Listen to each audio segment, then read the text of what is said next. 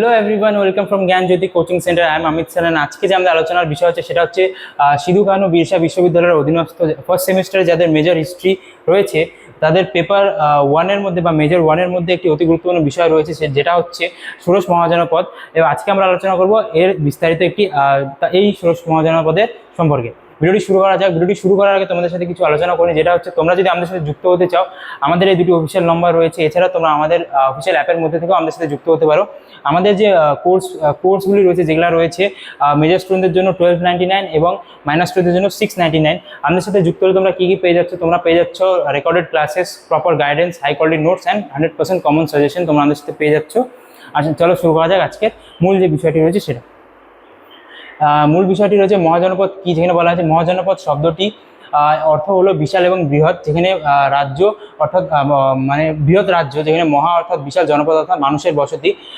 বলা হয়েছে বৈদিক যুগে ছোট ছোট উপজাতিগুলি জন কালক্রমে নিজেদের পরিধি বৃদ্ধি করে শক্তিশালী জনপদে পরিণত হয়েছে। এখানে বলা হয়েছে ছোট ছোট যে বিভিন্ন গোষ্ঠীগুলি ছিল, সেই জনগুলি ছিল, এগুলো পরবর্তীতে বিশাল আকারে পরিণত হয় এবং জনপদে পরিণত হয়। এখানে পরে বলা হয়েছে খ্রিস্টপূর্ব ষষ্ঠ শতাব্দীতে লোহার বহুল ব্যবহারের ফলে কৃষি এবং সামরিক ক্ষেত্রে বিপুল উন্নতি ঘটে। পরবর্তীতে বলা হয়েছে এই আর্থসামাজিক উন্নতির ফলে ছোট রাজ্যগুলি মিলে 16টি শক্তিশালী মহাজনপদে পরিণত হয়। এই সময়কালকেই দ্বিতীয় নগরায়নের যুগ বলা হয়। এখানে এটাই বলা হয়েছে খ্রিস্টপূর্ব ষষ্ঠ শতাব্দীতে বিভিন্ন যে জনপদগুলি ছিল, মানুষের যে বিভিন্ন গোষ্ঠীগুলি ছিল, লোহার ব্যবহার বা সামরিক ক্ষেত্রে বিভিন্ন ধরনের উন্নতি হতে শুরু করে, যার পরবর্তীতে তারা শক্তিশালী হয়ে যায় এবং 16টি বিশাল জনপদে পরিণত হয় এবং এই সময়কালকেই বলা হয় দ্বিতীয় নগরায়নের যুগ। এর পরবর্তীতে বলা হয়েছে বিভিন্ন যে উৎসগুলি রয়েছে কোথা থেকে আমরা এই ব্যাপারে জানতে পারি। যেখানে রয়েছে প্রাচীন ভারতের এই 16টি শক্তিশালী রাজ্য সম্পর্কে প্রধানত বৌদ্ধ এবং জৈন ধর্মগ্রন্থ থেকে আমরা জানতে পারি। সেখানে বৌদ্ধ গ্রন্থগুলির মধ্যে রয়েছে দীর্ঘ নিকায় নামক বৌদ্ধ গ্রন্থ। এছাড়া আরেকটি রয়েছে, এটা তোমরা দেখতে পাচ্ছ। এখানে এই গ্রন্থগুলির মধ্যে 16টি যে মহাজনপদ রয়েছে সেগুলি সম্পর্কে বিস্তারিত আলোচনা এবং তালিকা প্রদান করা হয়েছে। এছাড়া জৈন গ্রন্থগুলির মধ্যে ভগবতী সূত্র নামক গ্রন্থের মধ্যেও এই মহাজনপদগুলির ব্যাপারে আলোচনা করা হয়েছে। বৌদ্ধ এবং জৈন গ্রন্থগুলি এই 16 মহাজনপদের ব্যাপারে জানার জন্য অতি গুরুত্বপূর্ণ মনে করা হয়।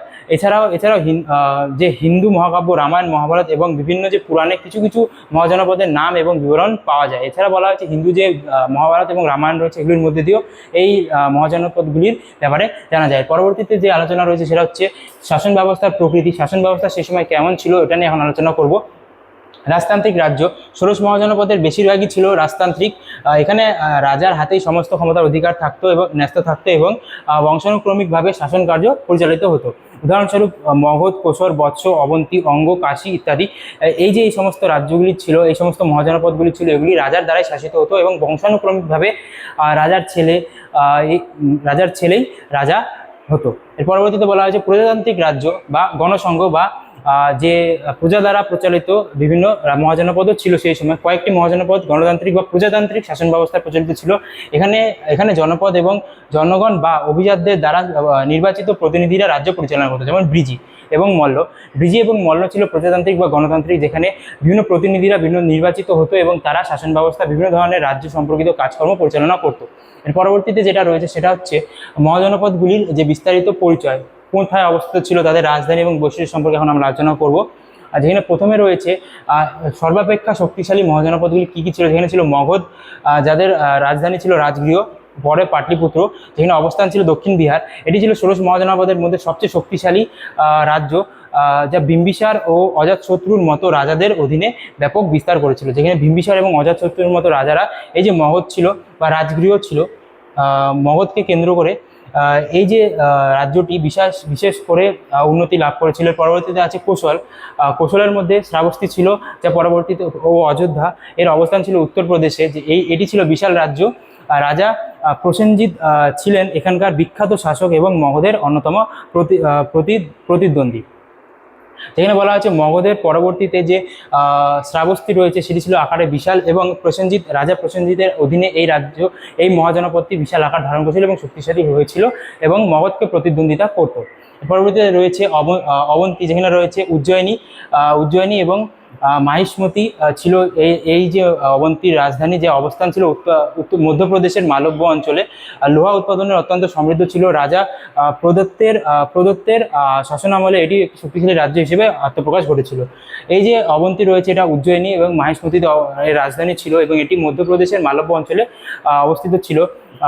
রাজা প্রদত্তের অধীনে এই সাম্রাজ্যটি এই যে মহাজনপদটি বিশেষ উন্নতি লাভ করেছিল বলে মনে করা। এখানে আমরা দেখলাম মগধ, কোশল এবং অবন্তীর বিশেষ যে বৈশিষ্ট্যগুলি ছিল, অবস্থানগুলি ছিল, এগুলো দেখলাম। এর পরবর্তীতে আমরা দেখবো হচ্ছে যে পূর্বাঞ্চলীয় বা কেন্দ্রীয় মহাজনপদগুলি কী কী ছিল। যেখানে প্রথম ছিল অঙ্গ, রাজধানী ছিল চম্পা, অবস্থান ছিল পূর্ব বিহার ভাগলপুর অঞ্চলে। প্রাচীন যুগে এটি বাণিজ্যের একটি বড় কেন্দ্র ছিল। মগধরাজ বিম্বিসার যুদ্ধে অঙ্গরাজ্য দখল করে মগধের অন্তর্ভুক্ত করেছিল। পরবর্তীতে এই চম্পা যে মহাজনপদটি ছিল মগধের অধীনে চলে এসেছিল। এখানে পরবর্তীতে রয়েছে কাশী, যেখানে রয়েছে রাজধানী ছিল বারাণসী এবং অবস্থান ছিল বারাণসী অঞ্চলেই। যেখানে বলা হয় যে প্রথম দিকে এটি অন্যতম শক্তিশালী মহাজনপদ ছিল। পরে কোশল রাজ্যের সঙ্গে দীর্ঘ যুদ্ধের পর এটি কোশলের অন্তর্ভুক্ত হয়ে যায়। বলা হয়েছে যে কাশী যে মহাজনপদটি ছিল পরবর্তীতে কোশলের অন্তর্ভুক্ত হয়ে যায় বিভিন্ন যুদ্ধ এবং বিদ্রোহের মধ্যে দিয়ে। এর পরবর্তীতে ছিল বৎস। কৌশাম্বী ছিল এর রাজধানী এবং বলা হয়েছে অবস্থান ছিল প্রয়াগ অর্থাৎ এলাহাবাদের অঞ্চলে। যেখানে বলা হয়েছে যমুনা নদীর তীরে অবস্থিত ছিল। এখানকার রাজা উদয়ন বৌদ্ধ ধর্মের একজন বিশিষ্ট পৃষ্ঠপোষক ছিলেন। এখানে বলা হয়েছে কৌশাম্বী যে ছিল এটা এলাহাবাদ অঞ্চলে ছিল এবং এর প্রয়াগ অঞ্চল বা এলাহাবাদ অঞ্চলে ছিল, যেখানে যমুনা নদীর তীরে এটি অবস্থিত ছিল। এবং রাজা উদয়নের বৌদ্ধ ধর্মের পৃষ্ঠপোষকতা এই রাজ্যটি ফলিত হয়েছিল। এর পরবর্তীতে এখানে আমরা মূলত দেখলাম যে পূর্বাঞ্চলীয় যে রাজ্যগুলি ছিল, যেখানে ছিল অঙ্গ, কাশী এবং বৎস বা বংশ। এর পরবর্তীতে আমরা দেখব হচ্ছে মহাকাব্যিক যুগের মহাকাব্যিক যুগের জনপদগুলি সম্পর্কে এখন আমরা জানবো। যেখানে হচ্ছে কুরু, এর রাজধানী ছিল ইন্দ্রপ্রস্থ এবং হস্তিনাপুর এবং অবস্থান ছিল দিল্লি এবং মেরঠ অঞ্চলে। মহাভারতে কুরু রাজবংশের ব্যাপক উল্লেখ রয়েছে এবং খ্রিস্টপূর্ব ষষ্ঠ শতাব্দীতে এর রাজনৈতিক গুরুত্ব কিছুটা হ্রাস পেয়েছিল। এর পরবর্তীতে রয়েছে পাঞ্চাল, যেখানে এর রাজধানী ছিল ওহিতছত্র ও কানপিল্য। অবস্থান রয়েছে গঙ্গা এবং যমুনার দোয়াব অঞ্চলে। এখানে বলা হয়েছে রাজ্যটি উত্তর দক্ষিণে দুটি অংশে বিভক্ত। মহাভারতের দ্রৌপদী এই পাঞ্চাল দেশেরই রাজকন্যা ছিলেন। যেখানে বলা হয়েছে যে মহাভারতে যে দ্রৌপদী চরিত্রটি রয়েছে তিনি এই পাঞ্চালেরই রাজকন্যা ছিলেন। এর পরবর্তীতে রয়েছে 9 নম্বরে সুরসেন, রাজধানী ছিল মথুরা এবং অবস্থান ছিল মথুরা অঞ্চলই। যমুনা নদীর তীরে অবস্থিত এই রাজ্যটি যদু বংশ এবং ভগবান শ্রীকৃষ্ণের স্মৃতি বিজড়িত স্থান হিসেবে পরিচিত। এখানে আমরা দেখলাম যে তিনটি আরও মহাজনপদ কুরু, পাঞ্চাল এবং সুরসেন। এর পরবর্তীতে যে রয়েছে সেগুলো হচ্ছে দক্ষিণ ও পশ্চিমাঞ্চলের মহাজনপদ। যেখানে পরের যে তিনটি রয়েছে মহাজনপদ সেগুলি রয়েছে। যেখানে মৎস্য রয়েছে প্রথমে, যেখানে রাজধানী ছিল বিরাটনগর, অবস্থান ছিল রাজস্থান জয়পুর। কুরু এবং সুরসেন রাজ্যের পশ্চিমে অবস্থিত ছিল। মহাভারতের পাণ্ডবরা তাদের অজ্ঞাতবাস এখানেই কাটিয়েছিলেন। যেখানে বলা হয়েছে মৎস্য ছিল রাজস্থান অঞ্চলে অবস্থিত এবং এখানেই পাণ্ডবরা তাদের অজ্ঞাতবাস কাটিয়েছিল। এরপরে হচ্ছে চেদি, যেখানে হচ্ছে এর রাজধানী দেখতে পাচ্ছ তোমরা। এছাড়া অবস্থান ছিল বুন্দেলখণ্ড এবং এর বিস্তারিত আলোচনা রয়েছে ছোট্ট করে একটা বলা আছে যে যমুনা নদীর কাছাকাছি অঞ্চলে অবস্থিত ছিল এটি। মহাভারতের বর্ণিত রাজা শিশুপাল এই চেদি রাজ্যের আধিপতি ছিলেন। যেখানে পরবর্তীতে রয়েছে অশোক, যেখানে এই রাজধানী ছিল পোতালি বা পোদানা, যেখানে অবস্থান ছিল গোদাবরী উপত্যকা। এটি ছিল দক্ষিণ ভারতে অবস্থিত একমাত্র মহাজনপদ। দক্ষিণ ভারতে একমাত্র যে মহাজনপদটি ছিল যেটা ছিল অশোক এবং বাকি 15টি ছিল উত্তর ভারতে। দক্ষিণ ভারতে শুধু একটি মহাজনপদ ছিল যেটা ছিল অশোক। এখানে আমরা দেখলাম মৎস্য, চেদি এবং অশোকের একটি আলোচনা, কোথায় অবস্থিত ছিল, এদের রাজধানী কি ছিল ইত্যাদি। এর পরবর্তীতে রয়েছে উত্তর পশ্চিম সীমান্তের রাজ্য, যেখানে রয়েছে গান্ধার এবং কম্বোজ। যেখানে গান্ধারের ছিল রাজধানী ছিল তক্ষশিলা এবং বর্তমান অবস্থান রয়েছে পেশোয়ার এবং আফগানিস্তানে। গান্ধার বাণিজ্যের একটি বড় কেন্দ্র ছিল। এর রাজধানী তক্ষশিলা প্রাচীন বিশ্বের অন্যতম শ্রেষ্ঠ বিশ্ববিদ্যালয় এবং বৌদ্ধ শিক্ষা কেন্দ্র হিসেবে পরিচিত ছিল। যেখানে বলা হয়েছে তক্ষশিলার যে বিশ্ববিদ্যালয় ছিল সেটা বিশ্ববিখ্যাত ছিল। এছাড়া এটি বাণিজ্যের একটি বিশাল কেন্দ্র ছিল। এর পরবর্তীতে রয়েছে কম্বোজ, রাজধানী ছিল রাজপুর, বর্তমান অবস্থান হচ্ছে দক্ষিণ পশ্চিম কাশ্মীর। গান্ধার রাজ্যের সংলগ্ন অঞ্চল নিয়ে কম্বোজ গঠিত ছিল। প্রাচীনকালে এই রাজ্যটি উন্নত মানের ঘোড়া পালনের জন্য অত্যন্ত বিখ্যাত ছিল।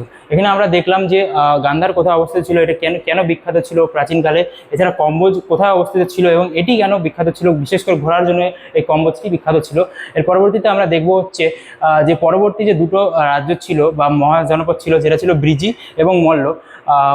ব্রিজির যে রাজধানী ছিল সেটা ছিল বৈশালী এবং অবস্থান ছিল উত্তর বিহার। এটি 8টি উপজাতির যেমন লিচ্ছবি, বিদেহ ইত্যাদি যে জাতি উপজাতিগুলি ছিল এগুলিকে কেন্দ্র করে গড়ে উঠেছিল।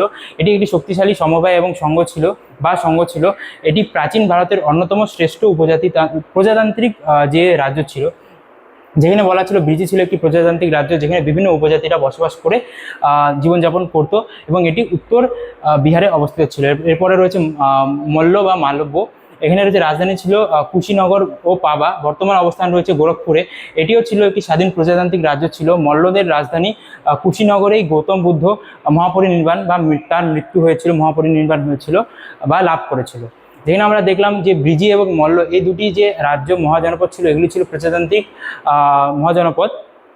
পরবর্তীতে আমরা দেখব হচ্ছে মগধের উত্থানের পেছনে মূল কারণ ছিল। শেষে আমরা জানি যে মগধ শেষে বিভিন্ন যুদ্ধ, বিভিন্ন বিদ্রোহের মধ্যে দিয়ে তাদের ক্ষমতা বিভিন্ন শক্তিশালী করে তোলে এবং তারাই শেষ পর্যন্ত টিকে ছিল। কেন ছিল? এখানে বলা হচ্ছে ষোড়শ মহাজনপতির মধ্যে পারস্পরিক দ্বন্দ্ব লেগেই থাকতো। শেষ পর্যন্ত মগধ, কোশর, বৎস এবং অবন্তী এই 4টি শক্তি টিকে ছিল।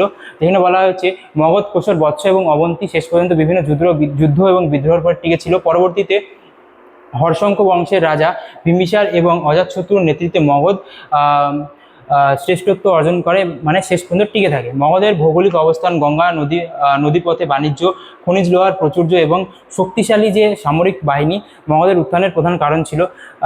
বাকি রাজ্যগুলিকে গ্রাস করে মগধ সমগ্র উত্তর ভারতে একটি বিশাল সাম্রাজ্য গড়ে তোলে। যেখানে বলা হয়েছে বিম্বিসার এবং অজাতশত্রুর নেতৃত্বে মগধ শেষ পর্যন্ত টিকে ছিল এবং উত্তর ভারতের বিভিন্ন অঞ্চলে তাদের ক্ষমতা বিস্তার করে এবং শেষ পর্যন্ত টিকে থাকে। এটা এখানে বলা হয়েছে মগধের উত্থানের পেছনে মূল কারণ কী ছিল। আজকের আমার আলোচনার যে মহাজনপদ নিয়ে আলোচনার বিষয় এতটুকুই ছিল। আশা করি তোমাদেরকে ভিডিওটি ভালো লেগেছে। দেখা হচ্ছে নেক্সট ভিডিওতে। Thanks for watching.